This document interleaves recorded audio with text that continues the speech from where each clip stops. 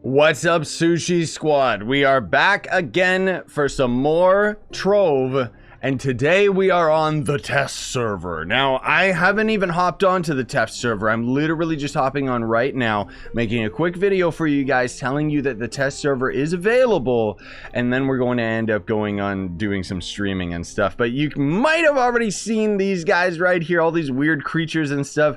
There is a new class coming to the game, which is absolutely just out of nowhere, super crazy. Solarian. So this is the Solarian class. Solarians are servants of the sun goddess who have sought powerful aid of a phoenix to prove their worth. Working together with their phoenix, Solarians melt their foes with the application of damage over time effects, which then allows them to use even greater ability. So we're actually getting a dot class, or a damage over time class.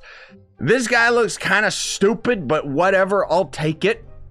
Lots of other big things are coming with this update, though. If we open up our claims menu, you can see Crystal Gem Converter, used to convert stellar gems into crystal gems. So we actually were just talking about this on my last stream, how the devs were hinting that was going to end up being crystal gems.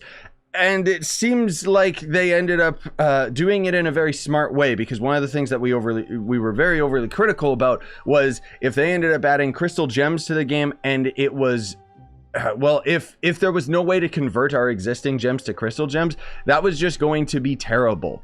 But either way, we've got this new class here, so we'll be grinding it on the test server, on you know, playing around with him and stuff like that. He's going to end up being another bow character. It looks like, I guess because it's a bow, it's a physical character, so we'll be able to swap our shadow hunter gear over to this guy, see how he functions. Kind of odd that we've got this character, but whatever. The right click seems to literally just be a rehash of the shadow hunter's ability, which is just a right click charge attack. So okay, that's kind of weird. Fire a charged explosive shot. The area increases with charge time, the area of effect, it means. Applies a damage over time effect that gives divine radiance and energy to the Solarian. When being used and for a short time after use, the Solarian will gain slow fall. So the Phoenix will also target enemies damaged by the solar flare. So we'll actually get this, and then we get a nice little slow fall. So kind of cool, because it means that we can juggle ourselves. Like, we could stay in the air indefinitely, which is really, really cool. And then we don't have the other abilities, but I'll read their descriptions anyways. So summon a pillar of light that targets location. Oh, summon a pillar of light at the targeted location that expands over time and deals damage to enemies in the area. Sorry, I read it wrong. Applies a damage over time effect that gives divine radiance and energy to the Solarian. That's probably tied to its passive, which we'll read in a second. You can actually see there's this weird bar under our screen, so that's probably the energy that it's talking about. Additionally, friendly targets will be healed. If a phoenix is in egg form, this will cause the egg to explode faster, and this ability has a stock of 3 and can be used in rapid succession. And then the ultimate ability is Prismatic Blast. Continually creates a blast of energy that deals damage to enemies in the area around the Solarian, which each blast costs energy. Each blast costs its energy twice, it says it, okay, and gives you a damage buff that stacks up to 5 times, lasting until Prismatic Blast ends, toggles off at 0 energy. So I guess you gotta try and keep your energy up. So then the passive, which is the Phoenix Radiance. God, I wish I could just click this and keep it there forever. So this ability, the Solarian gains divine radiance and energy from their damage over time effects. Divine Radiance increases the number of projectiles fired from basic attacks. Energy is used to power their Prismatic Blast, which I guess is their ultimate ability. And then the Solarian summons a Phoenix to aid them in battle. Phoenix's attacks apply a damage over time effect that grants the Solarian divine radiance and energy as well. And when the Phoenix dies, it will spawn an egg at its location, and the egg will heal itself and at max health explode, dealing damage to nearby enemies, and respawn the Phoenix. Okay, so we've basically got an infinite summon that I guess can take aggro. That's kind of interesting. I'm not sure. Okay, it's really, really broken, this guy. Like, its animations kind of suck. Let's see. So do we just end up leveling up our gems here? Let me see here. I don't really know how the leveling up of gems is going to end up working, because it doesn't seem like we've got the new item here. Unless it could be that my mod is messing up something, because HUD mods that end up changing the UI usually can end up messing some of the items up and junk like that. Either way, this seems pretty cool. But then also, that's not all. There is going to end up being a new biome being added to the game, so we'll have to go and check that out. And then, this is big. This is big mode, guys. Finally, we're getting U11. So check this out. If we actually just click here, you can see it's small text, but we can do U8, U9, U10, and U11. Oh my god. So I don't even know what's going to be in U11, but you gotta end up being, is this placeholder? No, it seems proper. So you gotta be level 30 plus. I don't know why it says 30 plus. Paragon levels don't really end up increasing stats. And 20,000 power rank. But then there's also going to end up being the new biome. So let's take a peek at this.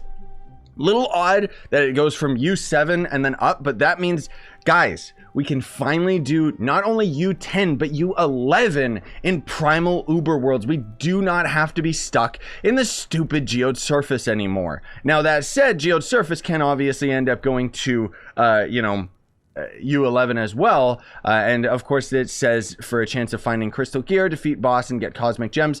This says complete dungeons in this primal world for delve shadow fragments. So it still seems like we're not going to end up getting crystal gear in here unless they just didn't change the description. I'm not sure, but we'll have to take a peek at that. So this is going to end up being an adventure world, a land split in two by invading radiant sky giants. So it seems like it's just aha. So, ooh, that's cool, man. So we've got the underground area.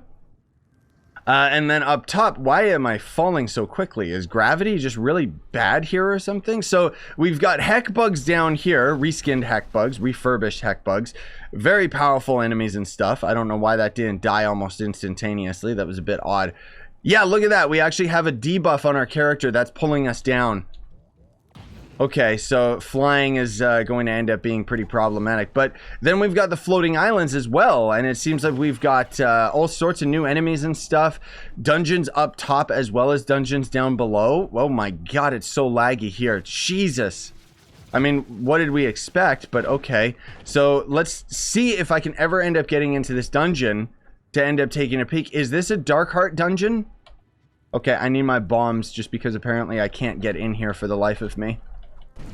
Is this going to end up being a Dark Heart dungeon or just a normal dungeon? It looks like it actually might just be a normal dungeon. Yeah, it is. Okay.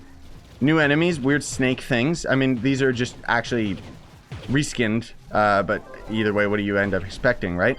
So that's going to end up being the new biome. Very, very cool stuff. I like it a lot. We probably won't spend that much time in this new biome on the test server, just because we'll primarily end up going into U11. We might end up seeing this new biome and stuff, but I like it, man. It's pretty cool. I mean, I'm down for just a new biome in general.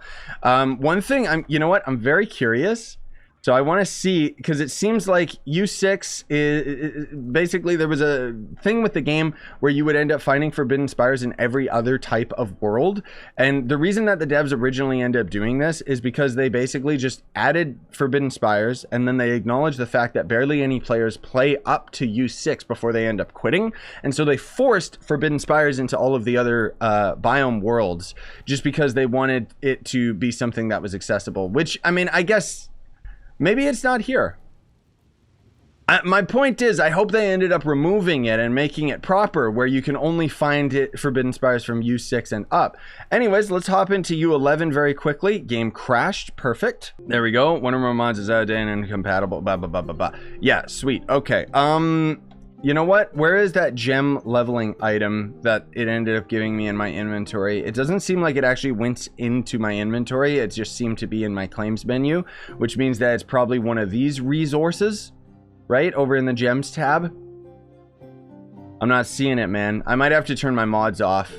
Yeah, more than likely, unless I just happen to not see it, right? But I'm still not entirely sure how to end up leveling up the gems to crystal, but we'll end up tackling that at another point.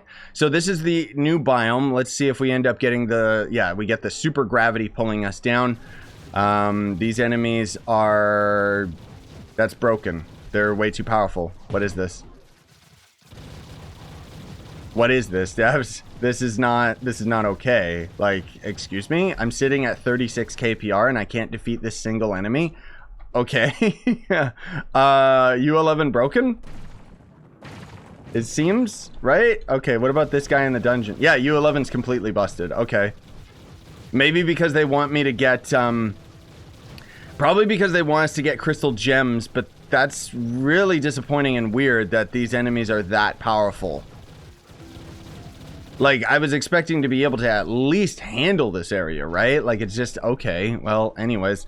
Let me see if I can figure out how to level up the gems. Okay, so just as I figured, it's, it was the UI mod, the Shadow UI mod that ended up messing it up because the mod has to be updated. But we can see that if we select any of our gems here, now there is a crystal gem converter. Not sure, like it says the upgrade, tier upgrade on success. Oh, good lord. Okay, so now it's a crystal gem, and now it costs a ton more gem dust. I guess it can keep leveling up. And then whatever this weird star item is this gem maxed out already? Or is this has got to be some other new resource that we have to end up farming for, I suppose.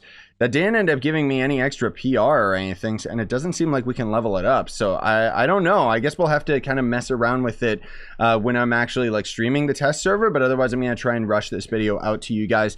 There is a couple new dragons as well, but you know me, I'll end up having segmented videos showing off all of the new stuff. Shoutouts to Tamarius, who ended up helping me out with the gem upgrading, just because nobody else seemed to know. But anyway, like I said, I'm going to rush this video out to you guys, and then we're going to start streaming and we'll explore all of this together. But I will also end up having shorter videos, end up highlighting each of the different mechanics and so on and so forth. Anyways, I hope you guys ended up enjoying today's video. Apparently we can get up to like 30 or 42 KPR or something crazy now. So that would explain why U11, we were just doing such minimal damage. But pretty crazy to consider that how powerful that area is. Anyways, smash like, sub for more, buy the merch you want, support the channel, and have a wonderful day, everybody.